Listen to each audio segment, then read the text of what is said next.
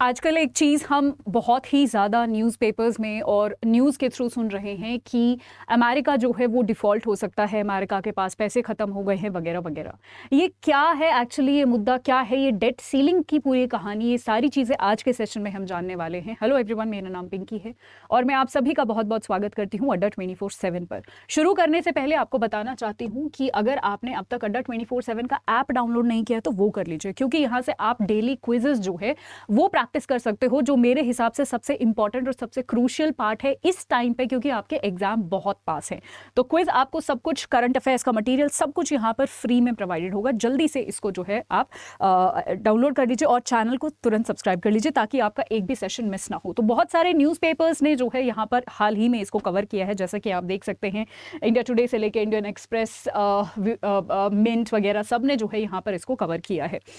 तो date ceiling जो है वो बहुत ही ज्यादा न्यूज में है। डेट सीलिंग को समझने से पहले हमें डेट को समझना पड़ेगा। डेट को कहते हैं जी कर्जा, ठीक है। जब हम कहीं से पैसा ले लेते हैं और हम उसको चुका नहीं पाते हैं तो वो हमारे ऊपर कर्जा हो जाता है, या फिर अगर चुका भी पाते हैं तो ठीक है, हम किसी से पैसा उधार में ले रहे हैं, उसको जी हम कर्जा कहते हैं। अगर आप यूएस की थोड़ा सा हिस्ट्री आप देखोगे तो आप यहाँ पर देख सकते हो, ये 1980 से लेके अब तक की प्रेजेंट जो हम रह रहे हैं इस तक की डिटेल है। तो आप देख सकते हो कैसे जो है इनका डेट जो है वो बढ़ता ही जा रहा है, कर्जा जो है बढ़ता ही जा रहा है। आप इमेजिन, अच्छा डेट सीलिंग का भी मैं मतलब बताऊंगी, बट आप जो है ये एक सिनेरियो पहले देखिए।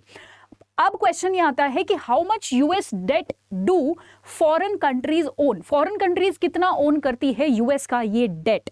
तो जनवरी 2023 का एक आंकड़ा है जो ये कहता है कि फॉरेन कंट्री ओन करती हैं $7.4 ट्रिलियन ट्रेजरीज में, और रफली 24% जो है टोटल यूएस का डेट।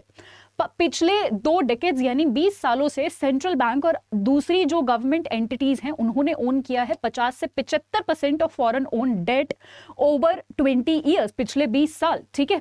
और उसके साथ साथ जो उसके अलावा जो भी और पैसा बच गया है वो इंडिपेंडेंट इन्वेस्टर्स हैं और कंपनीज ने जो है वो होल्ड किया है। अगर मैं ये बात करूं कि कौन सी कंट्रीज है जिनके पास which holds the most the maximum US debt, वो है जी चाइना और जापान। जैसा कि आप यहां पर देख सकते हैं, ये ग्रीन में आपको जापान दिखेगा और यहां पर ये आपको जो है चाइना दिखेगा। तो ये दोनों कंट्रीज ही सबसे ज्यादा यहां पर पिछले 20 साल की अगर मैं बात करूं तो यहां पर Japan grew owning $534 billion to just $1 trillion. 1 trillion आपके रेफरेंस के लिए बता दूं, ये बहुत ही बड़ा नंबर है। आपको याद है हम 2025-26 तक एक टारगेट रख रहे हैं इंडिया जो है 5 ट्रिलियन इकोनॉमी बनने का। तो आप वहां से जो है एक रेफरेंस रख सकते हैं कि इतना तो जो है ये कर्जा ही है, ठीक है। सो आप यहां पर ये देख सकते हैं चाइना और जापान का जो यहां पर ये जो लार्जेस्ट फॉरेन होल्डर्स हैं यूएस डेट के, राइट। चलिए आगे हम देखते हैं। उन दोनों कंट्रीज के अलावा और भी कुछ 3 कंट्रीज हैं, यूके, बेल्जियम और लग्जमबर्ग, जो कि मैक्सिमम यूएस का डेट जो है वो ओन करती है। बट कोई भी कंट्री जो है यूएस का डेट क्यों ओन करती है, या फिर क्यों जो है यूएस का जो डॉलर है वो खरीदती है ना, ये सारी चीजें क्यों करती है? देखो, क्योंकि सबसे ज्यादा तो सबसे पहले तो यूएस का जो डॉलर है वो बड़ा सिक्योर माना जाता है, ठीक है। उसकी चलती भी बहुत है, हालांकि अब डी डॉलराइजेशन की लहर आ चुकी है, बट फिर भी अब तक भी जो है कहीं ना कहीं एक स्टेबल करेंसी मानी जाती है, ठीक है जी। वाइडली एक्सेप्टेड है, सब लोग जो है डॉलर को एक्सेप्ट करते हैं।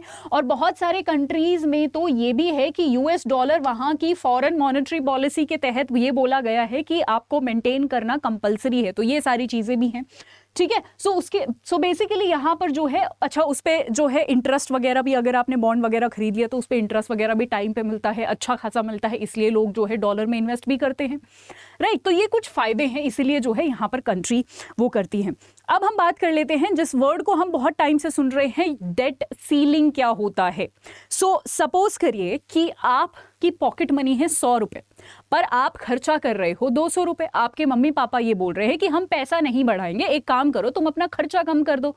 पर आप हो एक एक जिद्दी बच्चे, आप बोल रहे हो कि नहीं, मेरे ना अब खर्चे ज्यादा हैं, तो एक काम करो, मेरा जो ये एक लिमिट है ना इसको बढ़ा दो, जो आप 100 रुपए दे रहे थे इसको आप 200 रुपए कर दो, ठीक है।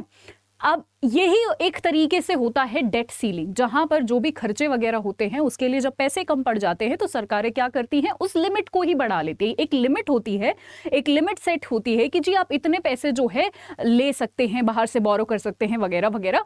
तो वो सीलिंग को जो है अभी हाल ही में अभी 2-3 दिन पहले जो है बढ़ा दिया गया है। और यही एक चिंता का विषय हो रहा था बहुत दिनों से कि अगर ये सीलिंग नहीं बढ़ाई गई, क्योंकि पैसे खत्म हो रहे थे, तो अगर सीलिंग नहीं बढ़ाई गई तो यूएस डिफॉल्ट कर सकता है। तो खैर डिफॉल्ट से तो बच गए हैं, बट क्या ये परमानेंट सोल्यूशन है, क्या ये अच्छा सोल्यूशन है? आप खुद सोच कर देखिए, ऐसे ही अगर हम डेट सीलिंग बढ़ाते जाएंगे और अच्छी पॉलिसीज या फिर अच्छे एक परमानेंट सोल्यूशन नहीं लेके आएंगे, डेट सीलिंग बढ़ाते जाएंगे, तो ये फ्यूचर में क्या ये एक स्टेबल सोल्यूशन है? फ्यूचर में क्या इससे हमें दिक्कतें नहीं होंगी? डेफिनेटली दिक्कतें होंगी। और आपको पता है जब यूएस को दिक्कत होगी तो पूरी दुनिया को दिक्कत होगी। ऐसा कहा जाता है ना कि जब यूएस ऐसे कहते हैं ना, यूएस जब छींकता है तो पूरी दुनिया को जुकाम हो जाता है। ये सच है, क्योंकि एक ग्लोबलाइज्ड वर्ल्ड में हम रहते हैं जहां पर हम सभी लोग कनेक्टेड हैं, स्पेशली ट्रेड के थ्रू, है ना। तो कहीं ना कहीं सबको एक जो है प्रॉब्लम होने वाली है। अब यहाँ पर जो हाल ही में फैसला आया है वो ये है कि वहां पर जो है डेट सीलिंग को इंक्रीज कर दिया गया है और डिफॉल्ट से अभी के लिए उस कंट्री को बचा लिया गया है। बट अगेन, जैसा कि मैं बोल रही हूँ कि क्या ये परमानेंट सोल्यूशन है, क्या ये ऐसा सोल्यूशन है कि फ्यूचर में कोई दिक्कत नहीं होगी? उसके लिए मैं आपको एक मैप एक जो है ग्राफ यहाँ पर दिखाना चाहती हूँ। अगेन मैं आपको थोड़ा सा पीछे लेकर जाना चाहती हूँ और यूएस नेशनल का डेट पर हम थोड़ी सी नजर डाल लेते हैं कि किस तरीके से वर्ल्ड वॉर 1, उसके बाद ग्रेट डिप्रेशन में किस तरीके से जो है यहाँ पर डेट बढ़ा था। उसके बाद यहाँ पर भी जो है 1940s के आसपास जब वर्ल्ड वॉर 2 चल रहा था तब कितना ज्यादा डेट बढ़ गया था। फिर चलो ठीक है, थोड़ा बेटर रहा था। फिर उसके बाद फिर से जो है आपका यहाँ पर 2008 के आसपास जो है डिप्रेशन आया था, राइट। और उसके बाद कोविड के टाइम पे, और अभी भी यानी कोई भी सिनेरियो हो रहा है, चाहे वर्ल्ड वॉर, ग्रेट डिप्रेशन, ठीक है, Korean war, Vietnam war, stagflation होता है जब ग्रोथ नहीं होती पर इन्फ्लेशन बढ़ता रहता है। प्रेसिडेंट मतलब कुछ टैक्स कट्स कर दिए थे। गल्फ वॉर के दौरान जो है डेट इनका बहुत ज्यादा बढ़ गया था। 9/11 के दौरान इनका डेट बहुत बढ़ गया था, ठीक है। और ये जो आगे भी प्रिडिक्ट कर रहे हैं, आगे आने वाले सालों का भी प्रिडिक्शन ये है कि जी ये डेट तो बढ़ता ही रहेगा। ये 2050 तक के प्रेडिक्शंस आप यहां पर देख सकते हैं, जो 195% जो है आपका डेट बढ़ जाएगा। तो क्या आप सीलिंग को बढ़ाते ही रहोगे? क्या इसका कोई और सोल्यूशन, परमानेंट सोल्यूशन नहीं है? और अगर ये सीलिंग ऐसे ही बढ़ती रही तो कहां जाके ये रुकेगी और क्या इसके रिपरकशंस होंगे? ठीक है, सो ये कुछ है, यहाँ पर कुछ ऐसे सवाल है। इसी सब के चलते बहुत सारी रेटिंग एजेंसी ने भी यूएस की जो रेटिंग है उसको कहीं ना कहीं थोड़ा नेगेटिवली देखा है, ठीक है। यानी नेगेटिव जब हो जाती है ratings, negative in the sense जब जो भी जैसे AAA है, AAA से मान लो AA+ हो गया या कुछ भी, यानी थोड़ा सा कम हो गया, उसका जो है बहुत बड़ा असर पड़ता है बॉन्ड्स में। देखो यूएस सरकार कोई भी सरकार पैसे कैसे लेती है? या तो दो तरीके हैं, मेजर दो तरीके हैं। या तो वो बोरो करती है वर्ल्ड बैंक, IMF या फिर किसी दूसरी कंट्री से, या फिर वो अपने बॉन्ड जारी करती है। जब वो बॉन्ड जारी करती है तो उस बॉन्ड पे देती है जी इंटरेस्ट, ब्याज देती है कि जी इतने % का हम आपको इंटरेस्ट दे रहे हैं। अगर वो कंट्री अच्छी है, स्टेबल है, तो वो अपने बॉन्ड, जैसे मान लो फॉर एग्जाम्पल हाँ जी, ये एक बॉन्ड है, ठीक है, ये एक बॉन्ड है और मैं जो है एक ऐसी कंट्री हूं जो बड़ी स्टेबल हूं, ठीक है। तो मैं बोलूंगी कि इस बॉन्ड पे मैं सालाना आपको 100 रुपए देती हूं, ठीक है। बट अगर मेरी कंट्री की रेटिंग कम हो गई है तो इन्वेस्टर्स को भी पता होगा कि यहाँ पर रिस्क है इस बॉन्ड में पैसा लगाने में, तो इन्वेस्टर ज्यादा पैसा मांगेंगे या नहीं मांगेंगे।